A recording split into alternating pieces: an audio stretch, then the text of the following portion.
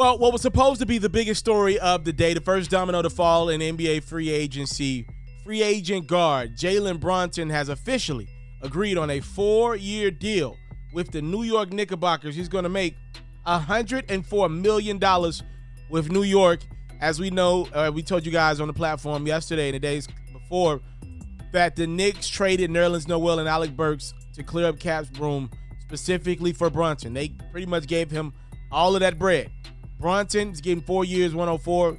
Off the top of my head, I could do some quick math really quickly here. What does that break down? About 26 a clip for over 4 years.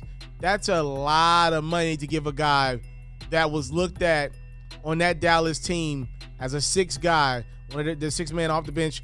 That's a lot of bread to give out. Now, we've heard some news come out of recent. Apparently, Jalen Brunson's team feels as though he's better off without Luka. And I will admit to you guys, watching the Mavericks play in the playoffs, especially in the first round, if you look at how Brunson was able to play before Luka came back from injury versus what he was when Luka got back, two different basketball players. Brunson was his best version of himself when he was on the basketball. The problem is you got a guy like Luka Doncic who's going to be on the basketball. He's a top 10 player in the league right now. So Brunson immediately became a guy who got the rock occasionally. But as you know, when you got a guy like Luka Doncic, the James Hardens, the LeBron James of the world, they are the offense. They make the plays for everybody else, period. That's how it's always been with talents like that, those playmakers that can also score the basketball at an elite clip. So, I mean, that kind of puts Brunson in a position of where, hey, look, the Mavs were willing to give him about 5 years, $100 million, somewhere along the lines of that. But, again, he's going to make pretty much dollar for dollar that amount with New York in 4. Now, you can get into the conversation of the state taxes in Texas versus, you know, the state taxes in New York and maybe say he'll get a lot of that back. But that's a very difficult game. We obviously know Jalen Brunson's dad is an assistant coach in the New York Knicks organization. Leon Rose, in the front office there in New York as of right now, was Jalen's representation when he first got in the league. He was his agent.